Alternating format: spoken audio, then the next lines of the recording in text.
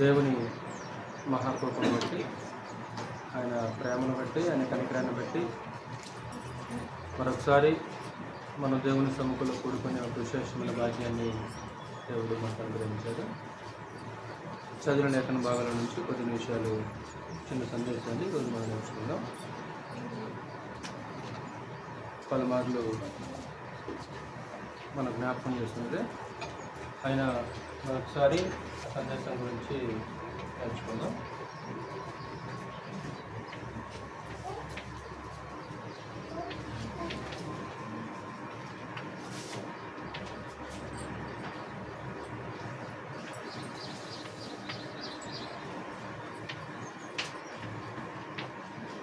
ఐక్యతను కాపాడుకుంటే ఎలా?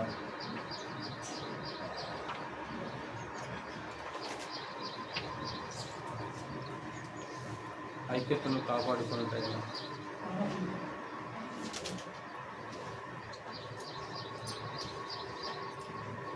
ఐక్యతని కాపాడుకున్నట్టు ఎలా అనే సందేశాన్ని మనం కొద్ది నిమిషాలు నేర్చుకుంటాం. అంటే క్రైస్తవ్యంలో సంఘంలో ఉండవలసిన ఒక అద్భుతమైన క్వాలిటీ అన్నమాట, ఒక లక్షణం, ఒక గుణం ఏంటంటే ఐక్యత అనేది అత్యంత ప్రాముఖ్యమైనది. ఐక్యత లేని చోట దేవుడు ఉండడు. ఐక్యత లేని చోట దేవుడు నివాసము చేయడు. అది అత్యంత ప్రాముఖ్యమైనది. ఈరోజు దాన్ని కాపాడుకోవటం ఎలా అనే విషయాలు మనం నేర్చుకుందాం.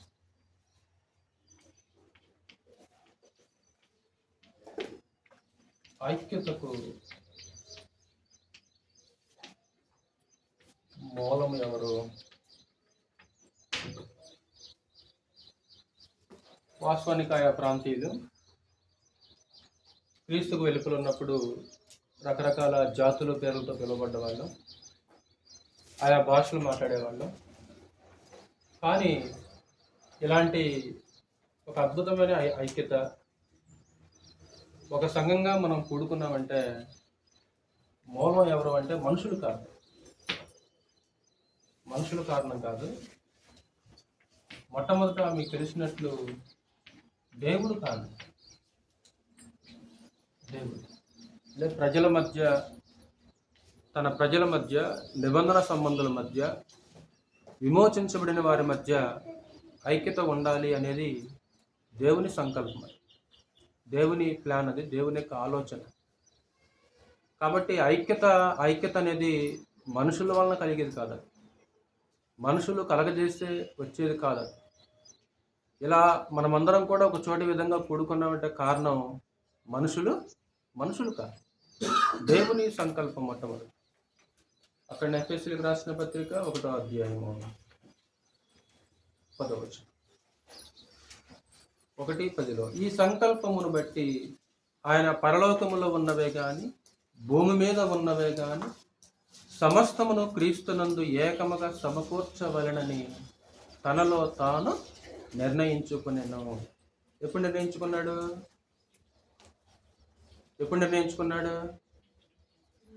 చెప్పాలి.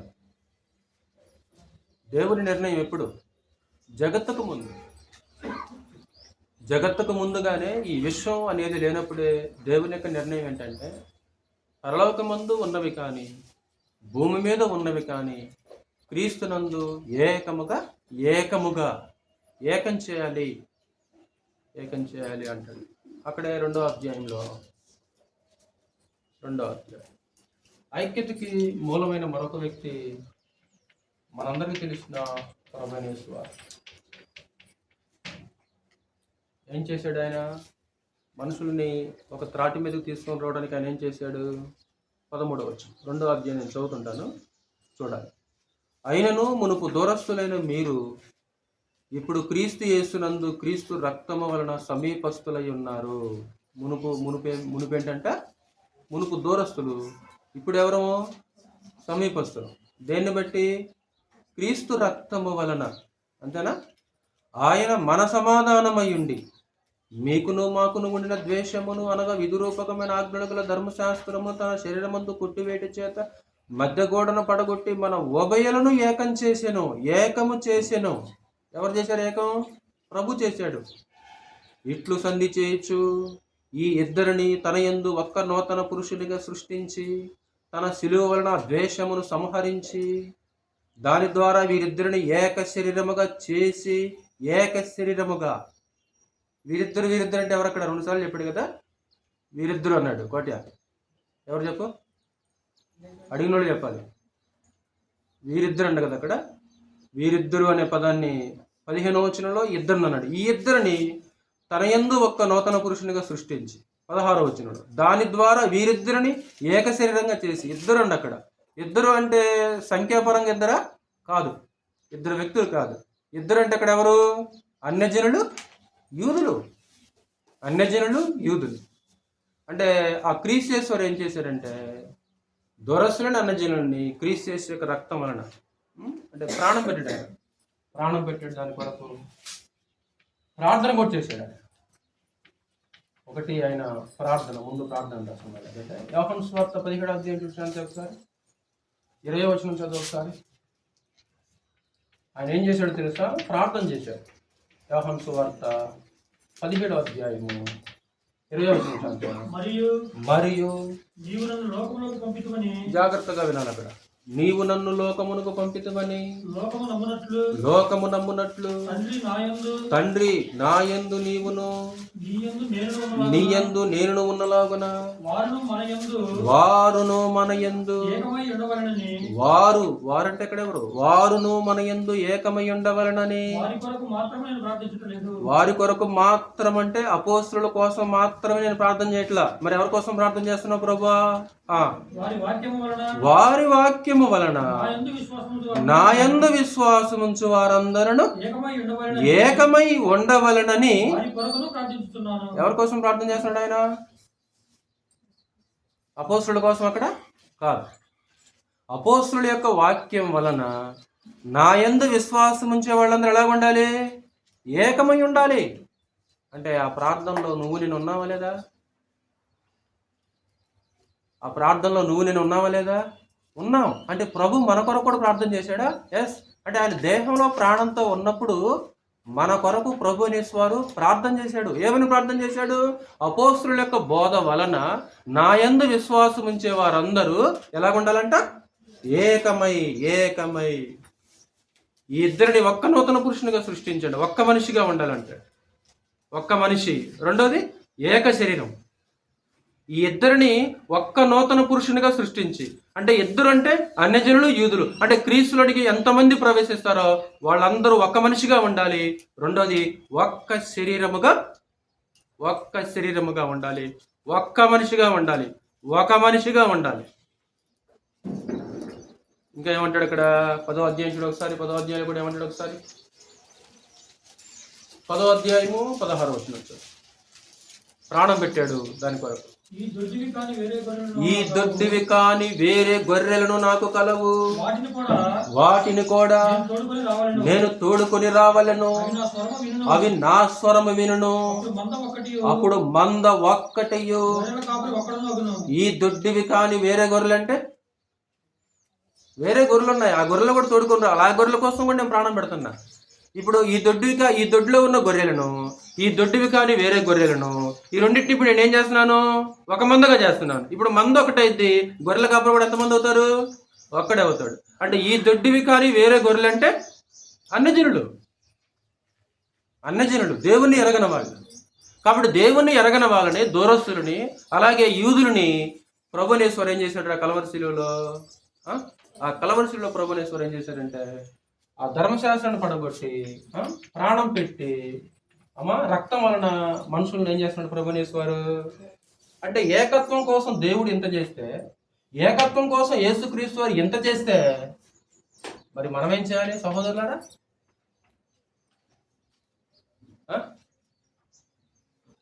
ఇప్పుడు ఐక్యత కొరకు, ఏకత్వం కొరకు దేవుడు ఎంత ప్లాన్ చేస్తే, జగత్తుకు ముందుగా నిర్ణయిస్తే, ఐక్యత కొరకు ప్రభునేశ్వరు సాక్షాత్తు తన ప్రాణం పెడితే, అలాంటి ఐక్యతని దేవుడు మన చేతిలో పెడితే ఈరోజు ఆ ఐక్యతని మనమేం చేయాలి?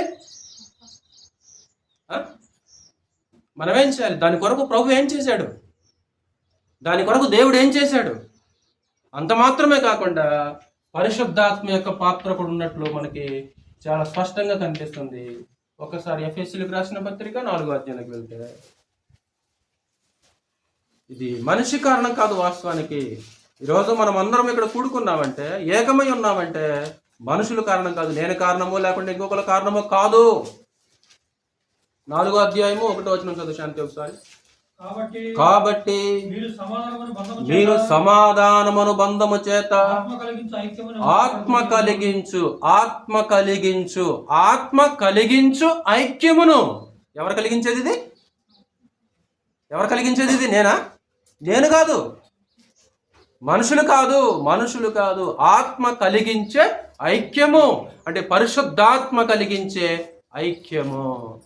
అంటే పరిశుద్ధాత్మ ఎంత ప్రయాసపడితే, యేసుక్రీస్తు వారు ఎంత ప్రయాసపడితే, దేవుడు ఎంత చేస్తే, ఆ ఐక్యతని ఈరోజు నీ చేతిలో, నా చేతిలో, మనందరి చేతిలో దేవుడు పెడితే దీన్ని ఏం చేయమంటుంది నా గ్రంథం?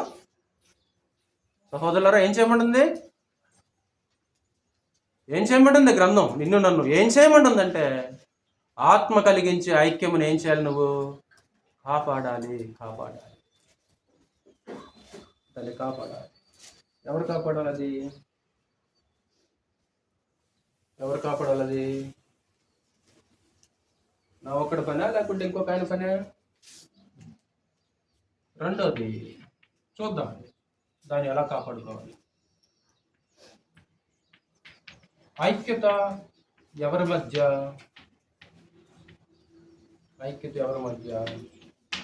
133 కీర్తనలు ఒకసారి. మీకు అందరూ తెలిసిన ఒక మంచి అద్భుతమైన కీర్తన. మధ్యలో లేవద్దు, వాక్యం అయిపోయిందాక. వాడు నీళ్ళకని తిరగొద్దు, అటు నీళ్ళకని. నీళ్ళు ఎందుకు తప్పికైతే నాకు అర్థం కాదు మీకు, మరి పిల్లలకి. 133 కీర్తన అంతేనా? 133ఏనా? సహోదరులు ఐక్యత కలిగి నివసించడం మేలు అంటారు. చదువు ఒకసారి. 1వ వచనం. సహోదరులు ఐక్యత కలిగి నివసించుట ఎంత మేలు. అంటే ఐక్యత అనేది ఎవరి మధ్య అంట? సహోదరుల మధ్య. సహోదరుల మధ్య ఏముండాలంట? ఐక్యత అనేది ఉండాలి. సహోదరుల మధ్య ఐక్యత ఉండాలి. సహోదరులు అంటే దీనికి తెలుగు అసలు పర్యాయపదం అర్థం ఏంటో తెలుసా? సహోదరుడు అంటే సహా ఉదరము నుండి పుట్టిన వారిని ఏమని పిలుస్తారు? సహోదరులు అంటారు. ఉదరం అంటే ఒకే ఉదరం నుంచి. సహోదరులు అంటే ఉదరం నుంచి, అంటే ఒకే ఉదరం నుంచి పుట్టిన వాళ్ళని ఏమంటారు? సహోదరులు అంటారు. ఒకే ఉదరం నుంచి పుట్టిన వాళ్ళు అంటారు. ఒకే ఉదరం. మరి ఈరోజు క్రీస్తు యేసులో మనమందరము సహోదరులము. మనమందరము కూడా ఎలా సహోదరులు ఏమంటే, క్రీస్తు యేసు యొక్క రక్తాన్ని బట్టి. మనల్ని ఎవరు కన్నారు? దేవుడు కన్నాడు. దేవుడు కన్న బిడ్డలం మనం. ఆయన తాను సృష్టించిన వాటిలో ప్రథమ ఫలముగా ఉండినట్లు ఆయన తన సత్యవాక్యము వలన మనలను కనెను. అంటే ఎవరు కన్నారు మనల్ని? దేవుడు కన్నాడు. క్రీస్తు యేసు యొక్క రక్తము ద్వారా ఈ బంధం వచ్చింది. సహోదరులారా, సహోదరుడు సహోదరి అనే బాంధవ్యం ఎలాగొచ్చిందంటే, భౌతికంగా ఒక ఉదరం నుంచి పుట్టిన వాళ్ళం కాదు, కానీ క్రీస్తు యేసు యొక్క రక్తం వలన మనము పుట్టిన వాళ్ళం. అంటే సంఘము క్రీస్తు యొక్క శరీరం అయితే, మనం అందులో అవయవాలం అయితే, క్రీస్తు యేసు యొక్క రక్తం మనలో ప్రవహించదా? మనలో క్రీస్తు రక్తం ప్రవహిస్తుంది మనలో. ఎందుకంటే సంఘం అనే శరీరం, ఆయన శరీరంలో ఆయన రక్తం ఉంటుంది. ఆయన శరీరంలో ఉండే అవయవాలు ఎవరంటే, ఆయన రక్తము చేత కడగబడిన ప్రతి వ్యక్తి కూడా ఆయన శరీరానికి ఒక అవయం. అంటే మనందరిలో మన మధ్య ఎవరి రక్తం ప్రవహిస్తుంటుంది? క్రీస్తు యేసు యొక్క రక్తం ప్రవహిస్తుంటుంది అన్నమాట. కాబట్టి సహోదరుల మధ్య ఏమి ఉండాలి అనడంటే ఇక్కడ రచయిత ఐక్యత. ఐక్యత ఎవరిది ఈ కీర్తన? దావీదు వాస్తవానికి. వాస్తవానికి సౌలుకి దావీదుకి మధ్య ఐక్యత ఉందా? లేదు. దానికి కారణం దావీదు కాదు. వాస్తవానికి ఎవరి కారణం? సౌలే కారణం. అంటే అది ఐక్యత ఎంత విలువైందో గ్రహించి దావీదు కీర్తన రాస్తున్నాడు అనమాట. ఆయన సహోదరులు ఐక్యత కలిగి నివసించుట, సహోదరుల మధ్య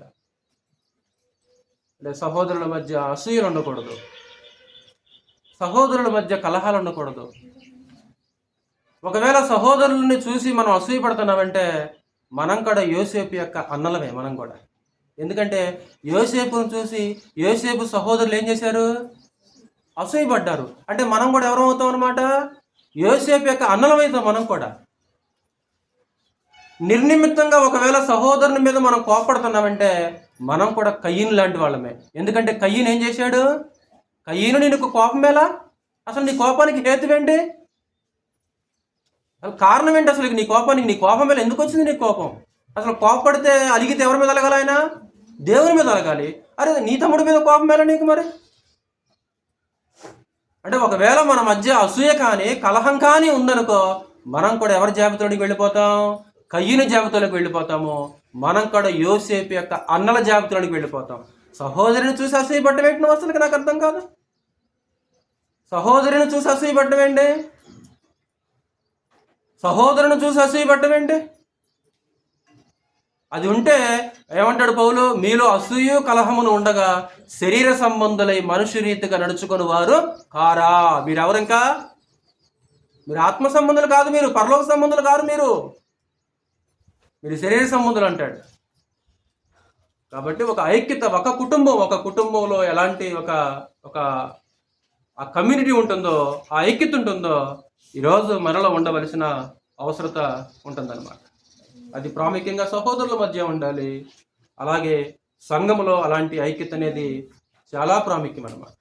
ఏమన్నా తెలుసా? వినపడ్డ వాళ్ళు చూసి ఇదంటే సంఘం అంటే. ఈ సంఘం ఒక కుటుంబంలో ఉండదు సార్. నేను ఒకరోజు ఆరాధనకి వెళ్ళాను. అక్కడికి ట్రాన్స్ఫర్ అయిపోయింది. ఒక 2 రోజులు ఉన్నాను అక్కడికి. ఆ సంఘానికి 2 రోజులు ఆరాధనకి వెళ్ళాను సార్. అసలుకి ఆ సంఘం ఒక కుటుంబంలాగా ఉందండి. ఇదంటే సంఘం అంటే. అసలు ఆ సంఘంలో ఎలాంటి కలహాలు లేవండి, ఎలాంటి అసూయలు కానీ భేదాభిప్రాయాలు కానీ ఏమి లేవండి. సంఘం అంటే అలా ఉండాలి సార్. నేను వెళ్ళాను సార్ కొన్ని రోజులు ఆరాధనకి అక్కడికి. సంఘం అంటే అదండి. ఎవరనాలి? ఆ సాక్ష్యం అవసరం కదా. ప్రతి సంఘం కొరింథీ సంఘమేనా? ఇంకా కొరింథీ సంఘాన్ని చూసి ఏం పడాలి నేర్చుకోవాలి మనం? ప్రతి సంఘం కొరింథీ సంఘమే అయితే ఎలాగా? ప్రతి సంఘం తెస్సలోనిక సంఘంలాగా ఉంటా. కాబట్టి ఈరోజు మనం చదువుకుంటున్నామంటే అది ఒకవేళ ఆ సంఘంలో ఎలాంటి వాతావరణం ఉందో ఆ రూపంలో కాకుండా సంఘం ఎదగాలి, ఒక మంచి క్వాలిటీ మన సంఘంలో ఉండాలి అని ప్రతి ఒక్కరు ముందుకు రావాల్సిన అవసరత ఉంది. ఐక్యతలో దాగి ఉన్న మేలు. ఐక్యతలో దాగి ఉన్న మేలు మీకు తెలుసు కాబట్టి నేను స్పీడ్కి వెళ్ళిపోతున్నాను. ఐక్యతలో దాగి ఉన్న మేలు. మనకి లోకంలో ఒక లోకోక్తి ఉంది కదా. ఏంటి ఆ లోకోక్తి? ఐక్యమత్యమే మహాబలం అంటే. ఐక్యతలో బలం ఉన్నది. ఐక్యతలో బలం ఉంది. నువ్వు ఒంటరిగా అపవాదిని గెలవలేవు. గుర్తుంచుకో ఎప్పుడైనా సరే. అపవాదితో నువ్వు ఒంటరిగా పోరాడలేవు. నువ్వు యేసుక్రీస్తుతో ఏకమై ఉండాలి. పరిశుద్ధాత్మ నీలో ఉండాలి. అప్పుడు మాత్రమే అపవాదితో మనం పోరాడగలం. కానీ ఒంటరిగా అపవాదితో, శత్రువుతో పోరాడే అవకాశము లేదు. శత్రువుతో పోరాడాలంటే ఐక్యత అనేది చాలా ప్రాముఖ్యం. ఐక్యత అనేది చాలా ప్రాముఖ్యం. అందుకే ప్రభు ఒక మాట అన్నాడు, తనకు తానే విరోధంగా వేరుపడిన ఏ ఇల్లు అయినను ఏ రాజ్యమైనను నిలవదు అంటాడు. ఎలా నిలుస్తుంది? ఏ రాజ్యం తనకు తాను విరోధంగా వేరుపడదు అనుకో, ఏ ఇల్లు తనకు తాను విరోధంగా వేరుపడింది అనుకో, అవి నిలిచే ఇల్లులు కాదు, నిలిచే రాజ్యాలు కదా. అవి కూలిపోయే రాజ్యాలు, కూలిపోయే ఇల్లు. అవి ఐక్యతలో బలం ఉందంటే. ఐక్యత ఒక అలంకరణ అన్నమాట. ఐక్యత ఒక అలంకరణ. భార్యాభర్తలు కలిసి ఉంటే అందం అలంకరణ, లేకుంటే భార్య ఒక చోట భర్త ఒక చోట ఉంటే అలంకరణ? ఏదో ఒక సమస్య వచ్చింది, భార్య పిల్లలను వదిలిపెట్టాడు, ఈయన ఒక్కడేమో ఇక్కడ తిరుగుతున్నాడు, అది అలంకరణ కుటుంబానికి? అసలుకి అన్నదమ్ముల మధ్య గొడవలు లేదు సార్ ఇంతవరకు నేను చూశాను. ఏ విషయంలోనన్నా వీళ్ళిద్దరు గొడవ పడుతుంటే ఎదురు చూస్తున్నాను నేను. అసలు వీళ్ళిద్దరు అన్నదమ్ములు నేను చిన్నప్పటి నుంచి చూస్తున్నాను సార్. ఇప్పటికి వాళ్ళ పిల్లల పెళ్ళిళ్ళు కూడా అయిపోయినాయి. అన్నదమ్ములు అలాగుంటే అలంకరణ. అన్నదమ్ముళ్ళు చీటికి మాటికి గొడవ పడుతుంటే ఏమన్నదమ్ములు అండి వాళ్ళు?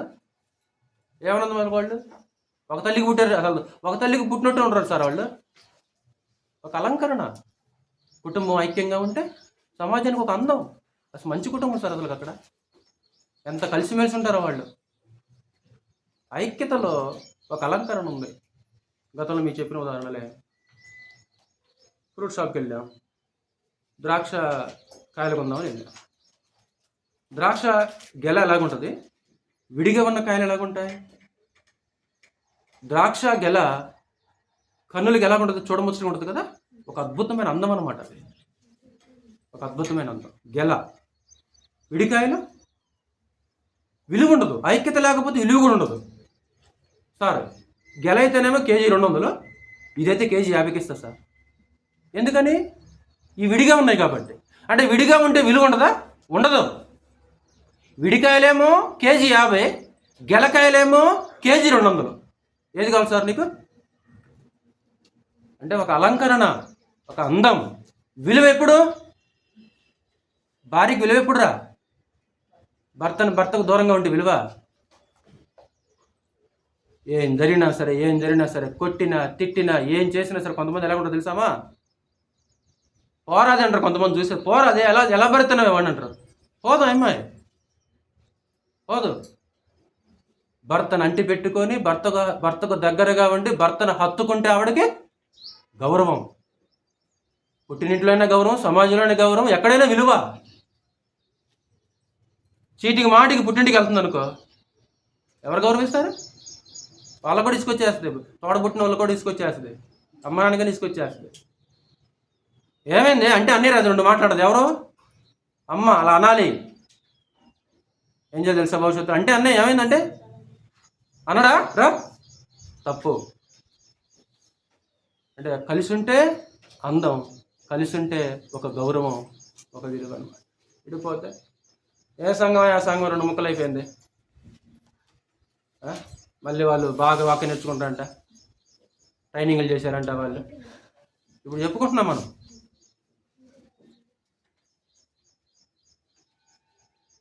పూలు విడివిడిగా ఉన్నాయనుకో, పూలు విడివిడిగా ఉంటే అందంగా ఉంటాయారా? ఒక దండ కడితే అందంగా ఉంటాయా? దండ అందంగా ఉంటుంది. విడివిడిగా ఉంటే అందంగా ఉండవు అనమాట. ఇప్పుడు ఒక్కళ్ళ పాట పాడితేనేమో వినసొంపుగా ఉండదు. మనమందరం కలిసి ఒక రిధంతో పాట పడుతున్నాం అనుకున్నా ఎలా ఉంటుంది? అది అద్భుతంగా ఉంటుంది అనమాట.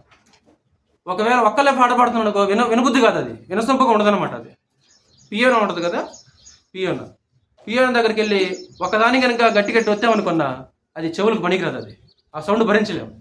అదే ఏకదాటిగా అన్నింటినీ ఒకలేలో వాయిస్తే అబ్బా సౌండ్ ఎంత అద్భుతంగా ఉంటుంది అనమాట. అంటే అన్నిటినీ కలిపి వాయిస్తేనేమో వినసొంపుగా ఉంటుంది. ఒకటంటే మాత్రము వినసొంపుగా ఉండదు. అది చెవులు భరించలేదు ఆ సౌండ్. అంటే ఈ ఉదాహరణలు ఎందుకు చెప్తున్నానంటే, ఐక్యత అంటే ఒక అలంకరణ, ఒక గౌరవం, ఒక విలువ, వినటానికి ఒక వినసొంపుగా ఉంటుంది. ఇంకా ఇందాక ఏమన్నాడు? మేలు అంట కదా అక్కడ. సహోదరులు ఐక్యత కలిగి నివసించుట మేలు. అలాగే 4 ఇక్కడ ఏమన్నాడు? మనోహరము, సువాసన. అది దేవునికి ఒక ఇంపైన సువాసన. ఏంటిది? సహోదరులు ఐక్యత వలన మేలు కలుగుద్ది. ఐక్యత అనేది ఒక మనోహరము.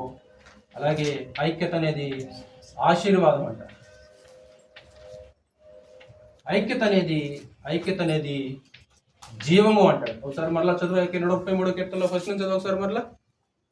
సహోదరులు 133 కీర్తన 1వ వచనం. సహోదరులు ఐక్యత కలిగి నివసించుట ఎంత మేలు, ఎంత మనోహరం.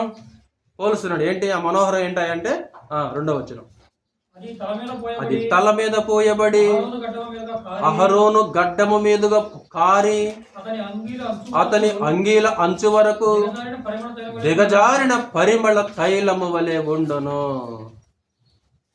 అహరోన్ని కనులారా చూసిన వ్యక్తి కాదు వాస్తవానికేనా? ఎందుకంటే అహరోను కాలం వేరే, ఈయన కాలం వేరే. అహరోను ఎప్పుడో చనిపోయాడు వాస్తవానికి. ప్రధాన యాజకుడు వాస్తవానికి. ప్రధాన యాజకుడిని అభిషేకించడానికి దేవుడు ఒక ప్రత్యేకమైన, ఒక అద్భుతమైన అభిషేక తైలాన్ని తయారు చేయమన్నారు. అంటే సహోదరు అది ఒక అద్భుతమైన సువాసన కలిగినది.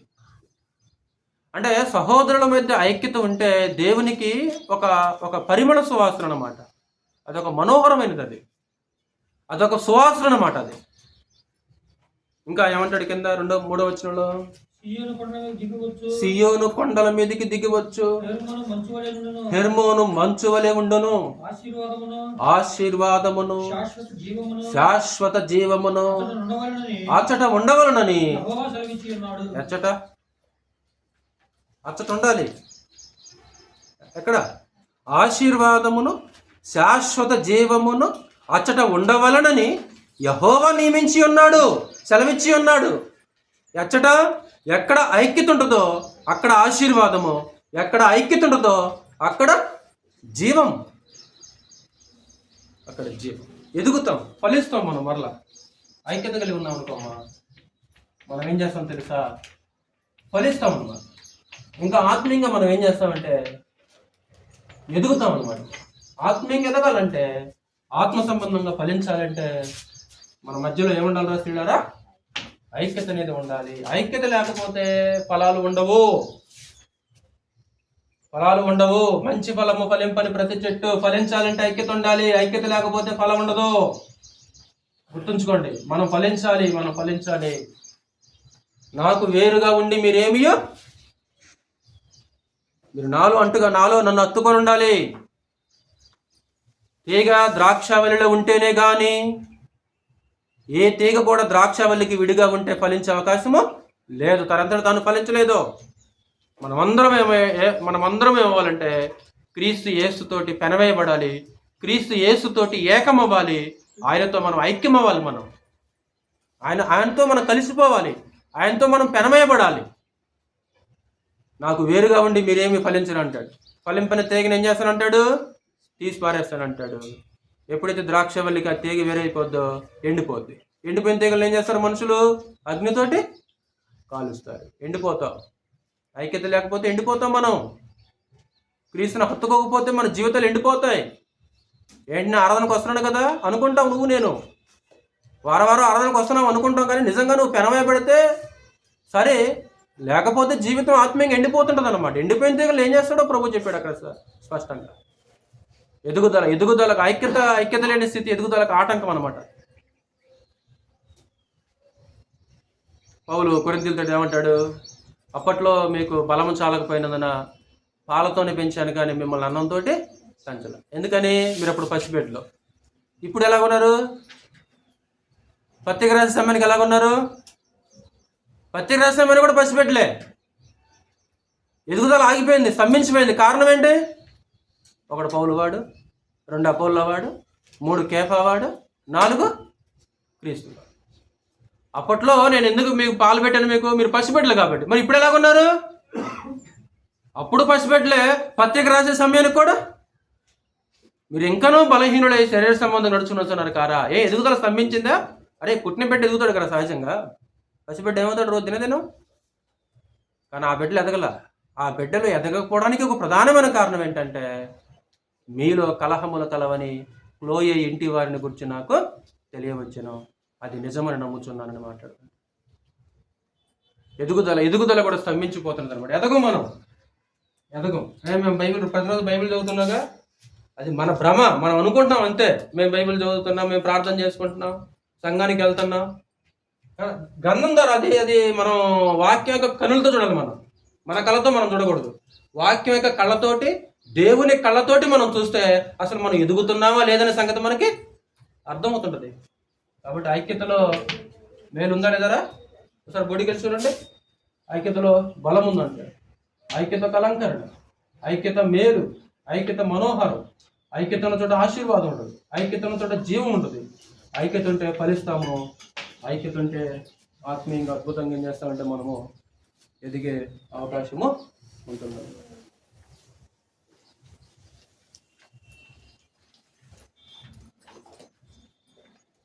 చివరిగా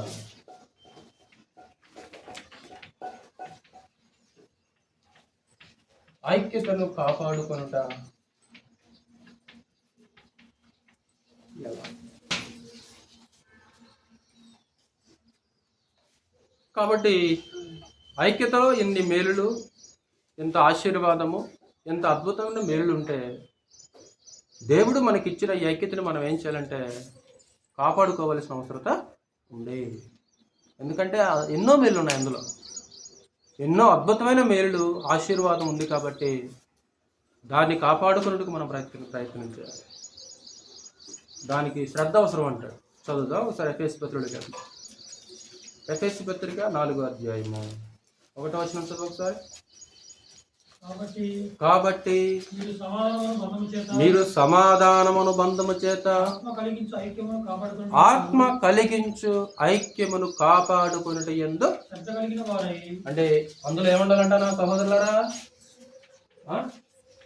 ఏం కాపాడుకునే విషయంలో? ఆరోగ్యాన్ని కాపాడుకునే విషయంలో శ్రద్ధ ఉంది, అవునమ్మా? 2, బంగారపు వస్తువులు కాపాడుకోవడంలో శ్రద్ధ ఉంది, అవునా? 3, డబ్బుని కాపాడుకునే విషయంలో శ్రద్ధ ఉంది, అవునా? అవును. చలికాలం వస్తే దేహాన్ని ఎలా ప్రొటెక్ట్ చేసుకోవాలో శ్రద్ధ ఉంది, అవునా? వర్షాకాలం నుంచి ఎలా జాగ్రత్త పడాలో శ్రద్ధ ఉంది. ఇంకా మీ ఇల్లు వర్షానికి తడకూడదు కాబట్టి పెయింట్ వేసుకోవాలి, ఇల్లు కాపాడుకోవడానికి శ్రద్ధ. అన్నిట్లో శ్రద్ధ. తప్ప అంటలా, ఈ ఉండొద్దంటలా నేను, మీరు ఉంచుకోవద్దంటలా నేను.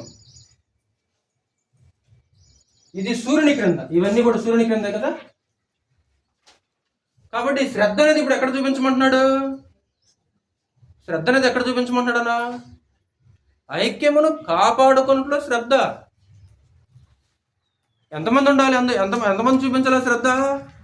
అందరూ క్రీస్తు యేసులోనికి ప్రవేశించిన మనమందరం కూడా దాని విషయంలో కొంచెం శ్రద్ధ పెట్టవలసిన అవసరం ఉంటుంది.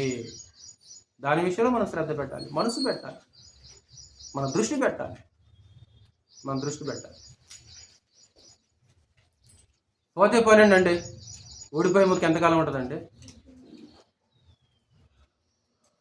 పోయినా వస్తాడులేండి. ఏంటి మాటలేండి?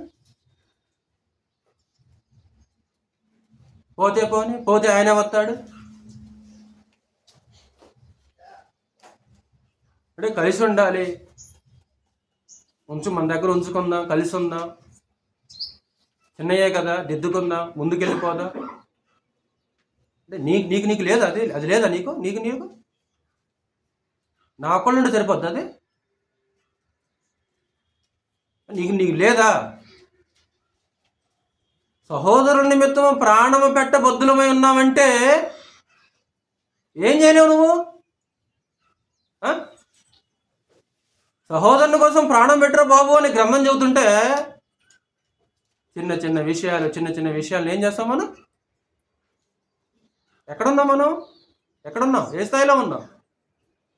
నిత్య జీవానికి ఎంత దూరంలో ఉన్నాం? దగ్గరకు ఉన్నావా? అడుగుల దూరంలో ఉన్నావా? అందుబాటులో ఉన్నావా? ఆయన బాహ్య కార్యక్రమాలు చూడ్డా, ఆయన బాహ్య కార్యక్రమాలు చూసేవాడు కాదు. బాహ్య కార్యక్రమాల కోసం వస్తే ఆయన ఏమంటే గేట్ లోపల కూడా రావద్దంటాడు. నా ఆవరణములు తొక్కుటకు మిమ్మల్ని రమ్మన్నవాడు ఎవడు రమ్మన్న మిమ్మల్ని? నా గేట్ లోపల కూడా వద్దును అంటాడు ఆయన దేవుడు. ఆవరణం లోపల ఎంట్రీ కూడా లేదు నీకు, లోపల పరిశుద్ధ స్థలంలోని కాదు, ఆవరణలోకి రావద్దన్నాడు ఆయన. ఆ పరమ తండ్రి హృదయాలను చూసేవాడు, అంతరంద్రియాలను చూసేవాడు, వ్యక్తిత్వాన్ని చూసేవాడక, ఆయన గుణాన్ని చూసేవాడు. ఆయన ఆయన గుణాన్ని చూస్తాడు, ఆయన గుణాన్ని చూసేవాడు, ఆయన బుద్ధిని చూసేవాడు ఆయన. అవును కదా. కానుకపేట దగ్గర ఒకరోజు ధనవంతులే విస్తారంగా వేస్తున్నారు. ఒక ఆవిడేమో 2 కాసులు వేసింది. యేసు ప్రభు బుద్ధిని చూసిండా, 5 రూపాయలు దేని చూశాడు? సంఖ్యను చూడాలి ఆయన, అక్కడ బుద్ధిని చూశాడు ఆయన. అందరికంటే ఈవిడ ఎక్కువ వేస్తున్నాడు. అదేంటి? ధనవంతులే విస్తారంగా వేస్తున్నారంట, ఈవిడ మాత్రం 2 కాసులు వేసిందంట. ఏం చూసావు ప్రభా? ఎలా కొలత వేసావు? బుద్ధిని బట్టి కొలత వేసాను. నా కొలత అది. మన కొలత ఏమో సంఖ్యను బట్టి. పరమ తండ్రి ప్రభు దగ్గర ఎలా ఉండదు. కావున సహోదరులారా, శ్రద్ధ అంటాడు అనమాట. దానికి ఏం చేయాలంటాడు? మీకు తెలిసిన మాటలే కదా. చదువు శాంతి ఒకసారి. ఐక్యమును కాపాడుకుని ఎందు శ్రద్ధ కలిగిన వారై, చదువు. ప్రేమతో ఒకరినొకడు సహించుచు అన్నాడు కదా. అంటే నెంబర్ వన్ ఐక్యతని కాపాడుకోవడం ఎలాగంటే ప్రేమతో ఒకరినొకరు సహించాలి. అంటే ఒకరినొకరు ఏం చేయాలి? ఇప్పుడు ఒకరినొకరు సహించుకోవాలి. ఒకరినొకరు సహించుకోవాలి. నాన్న ఏదన్నా అంటే ఇంట్లో నుంచి పోతావా? నీకంటే వయసులో పెద్దోడు తండ్రిగా భావించమంట కదా. వృద్ధుని గద్దెంపక తండ్రిగా భావించి. నీకంటే వయసులో పెద్దోడు నేను ఏదైనా ఒక మాట అన్నాడు అనుకో, అంటే ఇంట్లో తండ్రి అంటే అంతే ఇంట్లో నుంచి పోతావా? సంబంధం పెట్టుకో. ఇంక నాన్న బలకరేవా? ఇంకా అన్నయ్య ఏదన్నా అంటే గబకన తమ్ముడు కదా అని అన్నయ్య ఏదన్నా అన్నాడు. అన్నయ్య ఏదన్నా అంటే నన్ను అంటావా? మా అన్నయ్య కదా అనుకుంటావా నువ్వు? వృద్ధుని గద్దెంపగా తండ్రిగా భావించి, వృద్ధ స్త్రీలను తల్లిలుగా ఎంచి, యవనస్తులను అన్నాదమ్ములని యవనస్తులను, పూర్ణ పవిత్రతతో యవన స్త్రీలను అక్క చెల్లెలను. ఎవరన్నది? అక్కే కదా అన్నది. చెల్లె కదా. చెల్లి అంటే ఏం చేస్తావు నువ్వు? అక్క అంటే ఏం చేస్తావు నువ్వు? అన్నయ్య అంటే తమ్ముడు అన్ననుకో, నన్ను అన్నడా? నాకంటే చిన్నోడు, నిన్నగాక మొన్న వచ్చాడు సంఘంలోనికి. అన్నదమ్ముళ్ళు, అక్క చెల్లెళ్ళు, తల్లి తండ్రి. ఎవరు తల్లిదండ్రి? ఎవరు తల్లిదండ్రి నీకు? నీకంటే వయసులో ఎవరైతే పెద్దవారు ఉన్నారో వారిని ఎలా భావించే మనసు మనలో ఉండాలంటే తల్లిగా భావించే మనసు ఉండాలి. అలాగే వయసులో పెద్దోళ్ళు కూడా చిన్నోళ్ళని ఏం చేయాలంటే తమ బిడ్డల్లా చూసే మనసు రావాలి. పౌలు రోమపత్రికలో ఒక ఆవిడ గురించి వందనాలు చెబుతాడు. ప్రభువునందు ఏర్పరచబడిన రూపుకు వందనములు, అతని తల్లికి వందనములు, ఆమె నాకును తల్లి. అదేంటి? పౌలు ఇద్దరు తల్లి కడుపును పుట్టారా? కాదు. రూపస్ మదర్ గురించి చెబుతాడు ఆయన. రూపస్ మదర్కి నా గ్రీటింగ్స్. రూపస్కి మాత్రమే కాదు ఆవిడ మదరు. ఎవరికి మదర్ ఆవిడ? నాకు కూడా తల్లి. అంటే పౌలుని ఆయా ప్రాంతాల్లో సువార్త పట్టిస్తున్నప్పుడు అంటే ఆవిడ ఎలా చూసింది? పౌలుని తల్లిలా చూసిందావా? అందుకని ధైర్యంగా ఆవిడ ఆయనకే కాదు నాకు కూడా తల్లి ఆవిడ, నాకు కూడా అమ్మాయి ఆవిడ. అలాంటిది రావాలి మన వయసులో వచ్చినట్టుగా. నా తమ్ముడే కదా, తమ్ముడు, అన్నయ్య, అక్క, చెల్లెళ్ళు ఒకరినొకరు ఏం చేయాలి? సహనం లేకపోతే ఐక్యత లేకుంటుంది. సహనం లేకపోతే ఐక్యత ఉండదు. ఇందాక అన్నయ్య కూడా జ్ఞాపకం చేశాడు కదా, సహించాలన్నట్టు. భార్యాభర్తల మధ్య కూడా కలిసి ఉండాలంటే ఏముండాలి? అంటే అన్నాడులే పోనీ కోపంలో అంటాడు, తర్వాత మళ్ళీ కోపం తగ్గిన తర్వాత మళ్ళీ ఆయన నా దగ్గరకు వస్తాడు. అది అంతే అంటది కోపంలో. దానికి నేనంటే చాలా ప్రేమ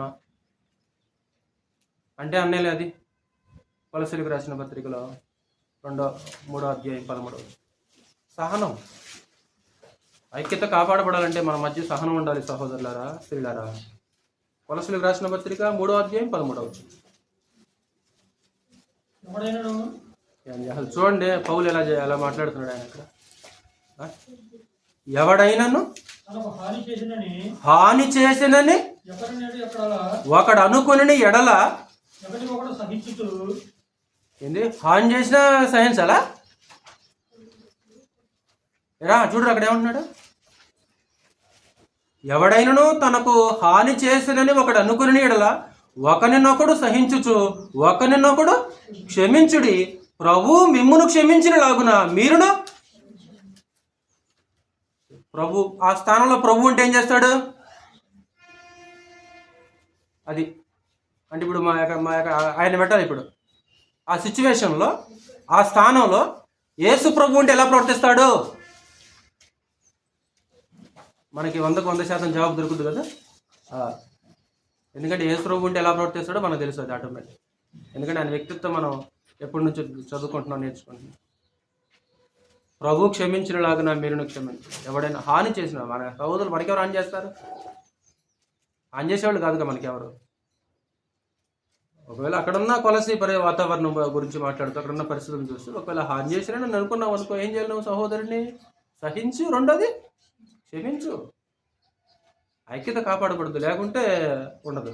సహనం లేదనుకో పో అనుకోని చేదరించుకొని ఉన్నాం అనుకో, మనము సహనం ఐక్యత ఎలా ఉండదు మన మధ్య? ఎఫెసు పత్రిక మళ్ళీ ఒకసారి, ప్రేమతో ఒకరినొకడు సహించుతుంటాడు. ఏమంటే తర్వాత పిలువబడిన పిలుపుకు తగినట్లుగా బ్రతకాలంట. పిలువబడిన పిలుపుకు తగినట్లుగా నడవాలి. తర్వాత ఏమన్నాడు? ఇంకో పదం ఉపయోగించాడు కదా, దీర్ఘశాంతం.